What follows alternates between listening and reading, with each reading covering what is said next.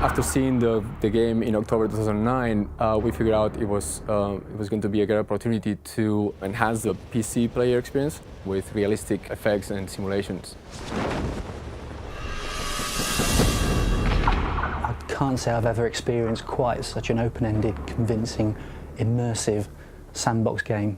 We had been experimented with some simulations on water, ocean simulations, and we thought that we could add an extra notch on the looks of the game.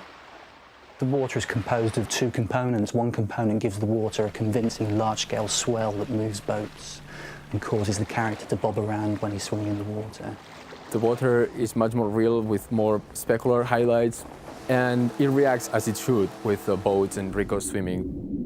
We also added a wind-driven ripple effect that adds that last level of convincing detail that makes it look really special.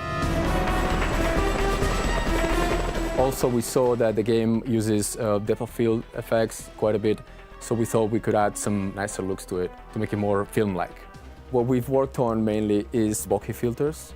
Bokeh is the name for blur in Japanese.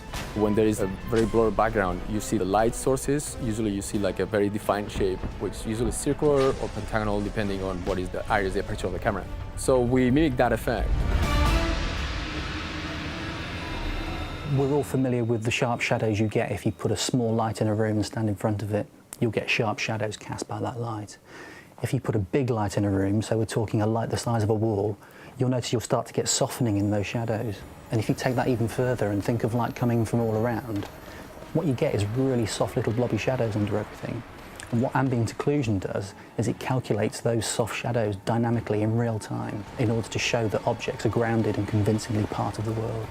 For each pixel in the image, we're tracing rays out to find out how occluded that pixel is. What we can do with the GPU is we can use the massively parallel power of the GPU that's able to trace many, many rays at the same time. The first thing you realise when you play Just Cause 2 is that this is already a really immersive game. So this is a great candidate for us being able to add a little bit extra with the 3D vision support. We've been able to give Just Cause 2 a stereo rating of 3D vision ready, which not many games achieve. That means you get a really special experience when you play Just Cause 2 with a 3D vision rig. A game is a real-time entity, so we're doing stuff in a 60th of a second, for instance, that a movie has the luxury of any time they like to render a frame. They can fill a room with computers to do that. The main purpose is to make the looks of the game more close to reality and give the player a more immersive experience. It's really a beautiful experience.